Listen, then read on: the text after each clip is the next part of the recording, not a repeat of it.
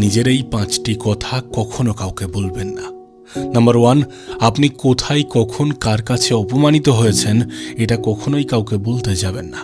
কারণ আপনি যাকে আপনার এই কাহিনী, আপনার এই গল্প বলবেন, হয়তোবা তার কাছ থেকেই আপনি সম্মান হারিয়ে ফেলবেন। এই জন্য অপমানের কাহিনী যত গোপন থাকবে ততই আপনার জন্য ভালো। আপনার নেগেটিভিটিগুলো যত মানুষের থেকে আড়াল থাকবে ততই আপনার জন্য ভালো। নাম্বার 2, নিজের আর্থিক ক্ষতির কথা কাউকে বলতে যাবেন না। হ্যাঁ, নিজের আর্থিক ক্ষতির কথা কাউকে বলতে যাবেন না যদি আপনি সম্পর্ক বজায় রাখতে চান। কারণ যখন কাউকে আপনি আপনার আর্থিক ক্ষতির কথা বলবেন, তখন হয়তোবা সে আপনার থেকে দূরত্ব বাড়িয়ে নেবে। আপনি অনেক ক্ষতির মধ্যে আছেন, আপনার জীবনটা অগোছালোভাবে চলছে, আর্থিক অনেক ক্ষতি হয়েছে, এমন ঘটনা যখন আপনি মানুষের সামনে বলবেন না, এমন সিচুয়েশানগুলো যখন আপনি মানুষের সামনে বলবেন, তখন অনেক মানুষ হয়তোবা খুশি হবে যে আপনি ক্ষতির মধ্যে আছেন। আবার অনেক মানুষ আপনার থেকে দূরত্ব বাড়িয়ে নেবে যে আপনি না তাদের কাছ থেকে সাহায্য চেয়ে বসেন। এই জন্য নিজের ক্ষতির কথা গোপন থাকাই ভালো।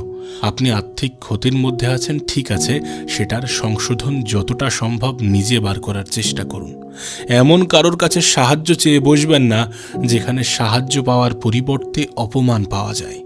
আমরা অনেক সময় কিন্তু এমন ভুল মানুষের কাছে গিয়েই পৌঁছাই যেখানে সাহায্য পাওয়া তো দূরের কথা, বরং একগুচ্ছ অপমান নিয়ে ফিরে আসতে হয়। তাই নিজের আর্থিক ক্ষতির কথা মানুষের থেকে গোপন রাখুন, গোপনে সংশোধন করার চেষ্টা করুন এবং সাহায্য চাইতে হলে তার কাছ থেকে চান যে আপনার অনেক বেশি বিশ্বস্ত, যেখান থেকে অন্তত সাহায্য আসুক বা না আসুক অপমানটা আসবে না। আপনি নিশ্চয়ই এটা ভালোভাবে জানেন যে খারাপ সময়ে কেউ সঙ্গ দেয় না। যাদের সময় খারাপ যায় না তাদের পাশে কেউ থাকতে চায় না। গরিব মানুষের বন্ধু একটু কমই হয়। তাই নিজের সমস্যা, নিজের দুর্দশার কথা যত কম বলা যায়, যত গোপন রাখা যায়, ততই আপনার জন্য ভালো, ততই আমাদের জন্য ভালো।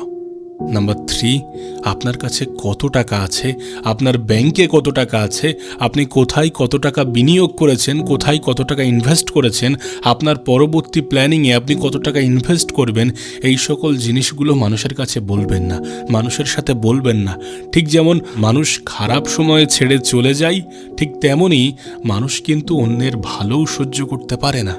যখন আপনি অন্যের সামনে, অন্যের কাছে আপনার এই কাহিনী, আপনার এই গল্পগুলো খুলে বলবেন, যখন আপনি আপনার আর্থিক সচ্ছলতার কথা মানুষের কাছে বলবেন, তখন তারা কিন্তু আপনাকে হিংসা করবে। মোট কথা, নিজের আর্থিক অবস্থান গোপন রাখাই ভালো। সেটা ভালো হোক বা খারাপ, আপনার টাকা পয়সা অনেক বেড়ে গিয়েছে সেটাও মানুষের কাছ থেকে গোপন থাক, আপনি আর্থিক সমস্যার মধ্যে আছেন সেটাও মানুষের কাছ থেকে গোপন থাক। যত গোপনীয়তা বজায় রাখবেন তত ক্ষতির হাত থেকে বাঁচবেন, যত গোপনীয়তা বজায় রাখবেন তত মানুষের নজরের হাত থেকে বাঁচবেন। নাম্বার 4, আপনার পারিবারিক কথা সকলকে বলতে যাবেন না। আপনার পারিবারিক সমস্যা সকলকে খুলে বলতে যাবেন না। আপনার সমস্যাগুলো যতটা দ্রুত আপনি নিজে সমাধান করতে পারবেন, পরিবারের বিষয়গুলো যতটা ভিতর থেকে সমাধান করা যায় ততই ভালো। কারণ মানুষ উস্কানি দিতে আরও বেশি পছন্দ করে। আপনি যখন পারিবারিক কথাগুলো অন্যের কাছে খুলে বলবেন না, তখন আপনাকে সে সমাধান দেওয়ার পরিবর্তে হয়তোবা এমন কোনো পরামর্শ দেবে যেটা করার পরে আপনার পারিবারিক সমস্যা আরও বেশি বেড়ে যাবে। এই জন্য পরিবারের জিনিস যত গোপন থাকে, যত পরিবারের মধ্যেই থাকে, ততই ভালো। পারিবারিক সমস্যা সকলকে বলতে নেই, স্বামী স্ত্রীর সমস্যা সকলকে প্রকাশ করতে নেই, সকলের সামনে বলতে যেতে নেই।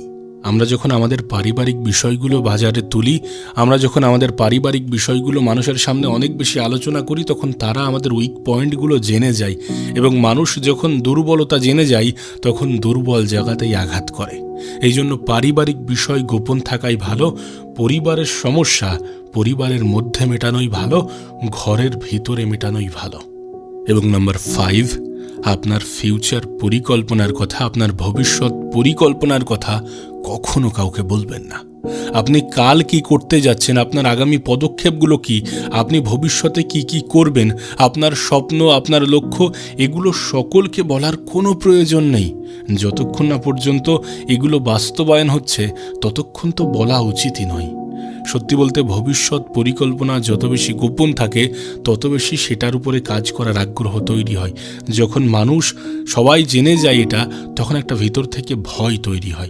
যদি আপনি নির্ভয়ে আপনার ভবিষ্যৎ পরিকল্পনার উপরে কাজ করতে চান, তাহলে সকলের থেকে নিজের ভবিষ্যতের পরিকল্পনাগুলো গোপন রাখুন।